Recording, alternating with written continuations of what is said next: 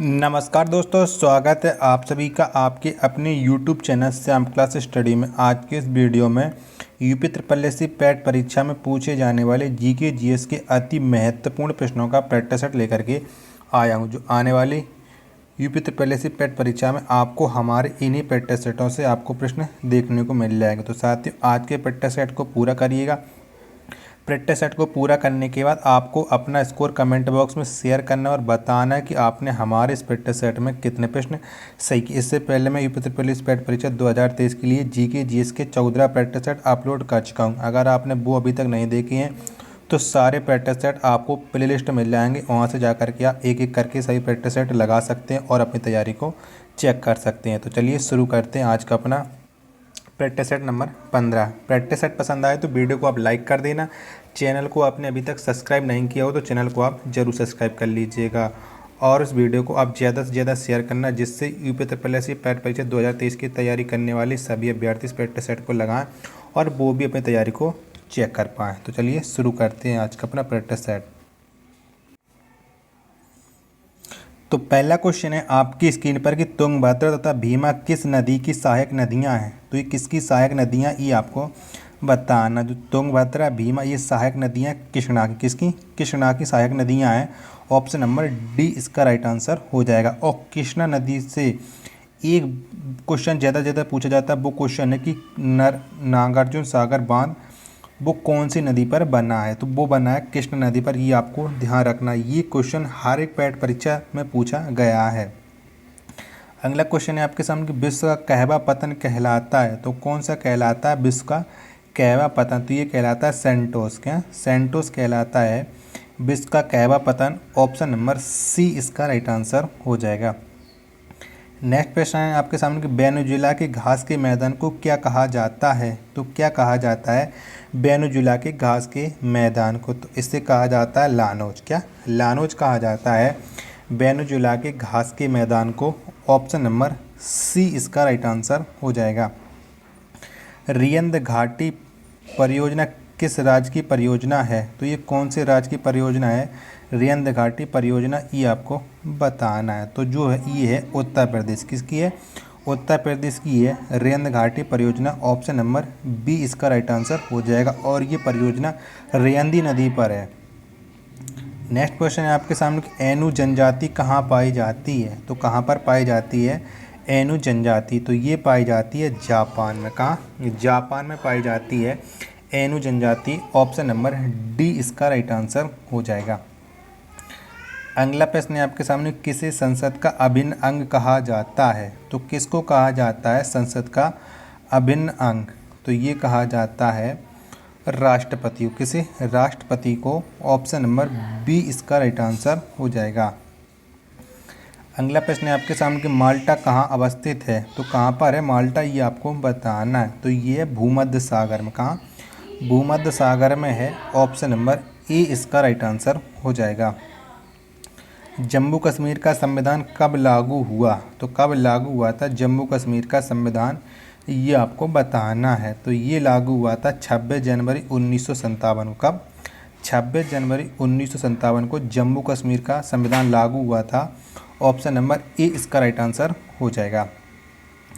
अगला प्रश्न है आपके सामने कि राष्ट्रीय समुद्री पार्क कहाँ अवस्थित है। तो कहाँ पर है राष्ट्रीय समुद्री पार्क? तो ये है कच्छ। कहाँ? कच्छ। और ये कच्छ कहाँ पड़ता है? तो ये पड़ता है गुजरात में। ऑप्शन नंबर बी इसका राइट आंसर हो जाएगा। नेक्स्ट प्रश्न है आपके सामने कि सफ़ेद लिली कहाँ का राष्ट्रीय प्रतीक है। तो ये कहाँ का राष्ट्रीय प्रतीक है सफ़ेद लिली? तो ये है इटली का। कहाँ का है? इटली का है सफ़ेद लिली राष्ट्रीय प्रतीक। ऑप्शन नंबर सी इसका राइट आंसर हो जाएगा। अगला प्रश्न है आपके सामने कि ओल्ड मैन एंड द सी किसकी कृति है।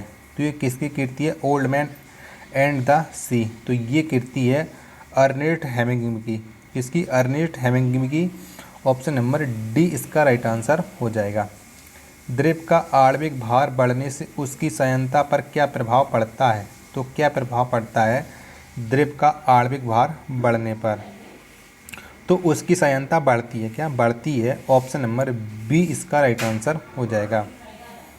क्वेश्चन नंबर अगला है आपके सामने कि जीवाश्म नेशनल पार्क किस राज्य में स्थित है? तो कौन से राज्य में स्थित है जीवाश्म नेशनल पार्क? तो ये है मध्य प्रदेश में। ऑप्शन नंबर ए इसका राइट आंसर हो जाएगा। नेक्स्ट प्रश्न है आपके सामने कि भारत में वयस्क मताधिकार की उम्र सीमा कितनी है? तो किसकी कितनी है भारत में वयस्क मताधिकार की उम्र सीमा? तो ये है 18 वर्ष। कितनी है? 18 वर्ष है। ऑप्शन नंबर सी इसका राइट आंसर हो जाएगा। वीडियो पसंद आ रही हो तो वीडियो को आप लाइक कर देना। चैनल को आपने अभी तक सब्सक्राइब नहीं किया हो तो चैनल को आप जरूर सब्सक्राइब कर लीजिएगा।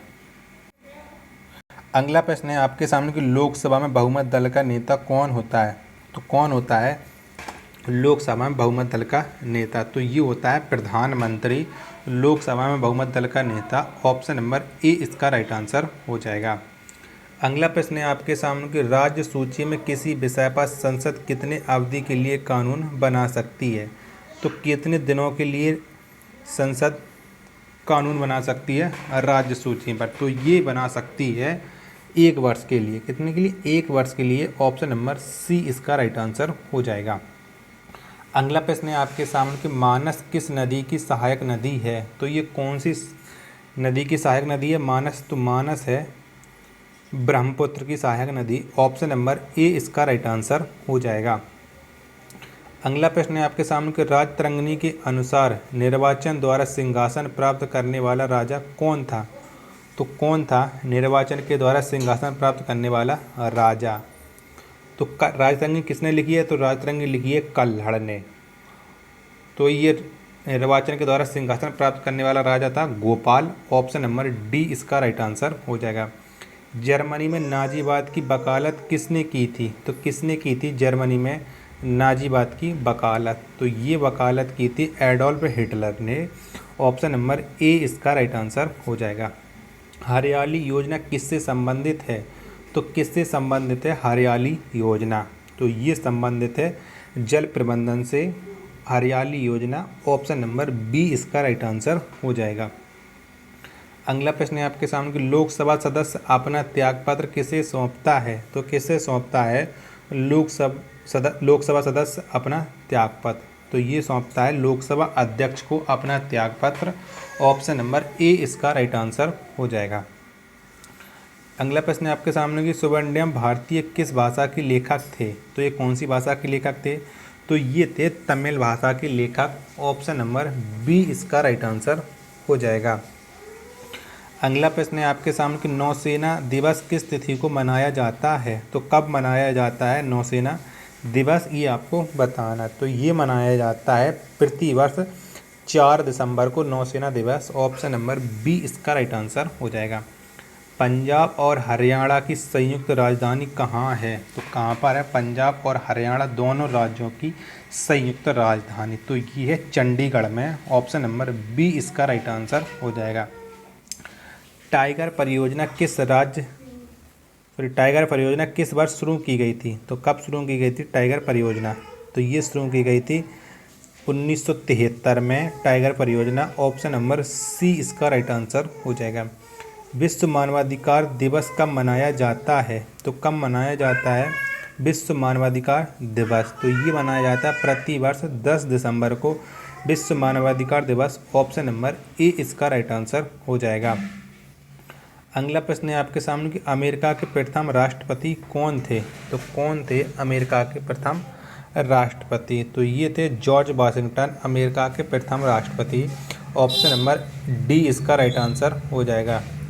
अंबेडकर स्टेडियम किस खेल से संबंधित है? तो कौन से खेल से संबंधित है अंबेडकर स्टेडियम? तो ये संबंधित है फुटबॉल से। ऑप्शन नंबर डी इसका राइट आंसर हो जाएगा।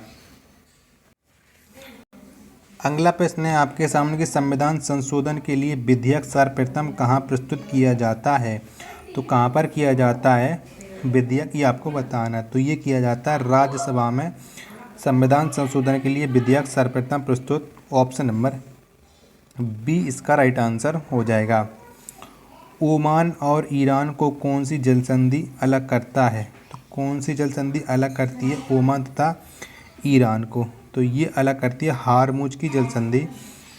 ऑप्शन नंबर बी इसका राइट आंसर हो जाएगा। अगला प्रश्न है आपके सामने कि राष्ट्रीय एटलस एवं तत्वगत मानचित्र संगठन कहाँ स्थित है। तो ये कहाँ पर स्थित है, तो ये स्थित है कोलकाता में। कहाँ पर है, कोलकाता में। ऑप्शन नंबर ए इसका राइट आंसर हो जाएगा। भूकंप की तीव्रता मापने के लिए किस स्केल का प्रयोग किया जाता है। तो किस स्केल का प्रयोग किया जाता है भूकंप की तीव्रता मापने के लिए, तो ये किया जाता है रेक्टर स्केल का प्रयोग। ऑप्शन नंबर ए इसका राइट आंसर हो जाएगा।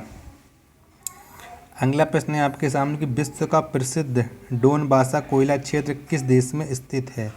तो ये कौन से देश में स्थित है डोनबासा कोयला क्षेत्र, तो ये स्थित है यूक्रेन में। कहाँ पर है, यूक्रेन में है। ऑप्शन नंबर सी इसका राइट आंसर हो जाएगा। अगला प्रश्न है आपके सामने कि इंदिरा गांधी राष्ट्रीय उद्यान अकादमी कहाँ स्थित है। तो कहाँ पर स्थित है इंदिरा गांधी राष्ट्रीय उद्यान, तो ये स्थित है रायबरेली में। ऑप्शन नंबर सी इसका राइट आंसर हो जाएगा। सूर्य ग्रहण में पूर्ण सूर्य ग्रहण की अधिकतम अवधि कितनी होती है। तो कितनी होती है ये आपको बताना है। पूर्ण सूर्य ग्रहण की अधिकतम अवधि होती है 7 minute 40 second. Option number A इसका राइट आंसर हो जाएगा। अगला प्रश्न है आपके सामने कि पृथ्वी की सारी ऊपरी सतह क्या कहलाती है। तो पृथ्वी की जो ऊपरी सतह है ये कहलाती है लिथोस्फीयर। क्या, लिथोस्फीयर। ऑप्शन नंबर बी इसका राइट आंसर हो जाएगा। आधुनिक भारत के संदर्भ में भारत का प्रथम देशभक्त राजकुमार किसे कहा जाता है। तो किसे कहा जाता है आधुनिक भारत के संदर्भ में भारत का प्रथम देशभक्त राजकुमार, तो ये कहा जाता है सिराजुद्दौला को। ऑप्शन नंबर ए इसका राइट आंसर हो जाएगा। शीतल पेयों, अचार एवं मुरब्बों के परीक्षण के लिए किस रसायन का प्रयोग किया जाता है। तो कौन से रसायन का प्रयोग होता है, तो ये होता है सोडियम बेंजोएट का प्रयोग। ऑप्शन नंबर ए इसका राइट आंसर हो जाएगा। अगला प्रश्न है आपके सामने ग्रैंड नेशनल कप किस खेल से संबंधित है। तो ये कौन से खेल से संबंधित है ग्रैंड नेशनल कप, तो ये संबंधित है घुड़दौड़ से। ऑप्शन नंबर बी इसका राइट आंसर हो जाएगा। ईईजी जांच किससे संबंधित है, तो किससे संबंधित है ईई जांच, तो ये संबंधित है मस्तिष्क यानी सिर से। ऑप्शन नंबर ए इसका राइट आंसर हो जाएगा। तो अब आप बताइए आपको ये प्रैक्टिस सेट कैसा लगा। प्रैक्टिस सेट पसंद आया हो तो वीडियो को आप लाइक कर दीजिएगा। चैनल को आपने अभी तक सब्सक्राइब नहीं किया हो तो चैनल को आप जरूर सब्सक्राइब कर लीजिएगा। मिलते हैं भाई नेक्स्ट वीडियो तथा नेक्स्ट प्रैक्टिस सेट में, तब तक के लिए धन्यवाद। जय हिंद मेरे प्यारे साथियों।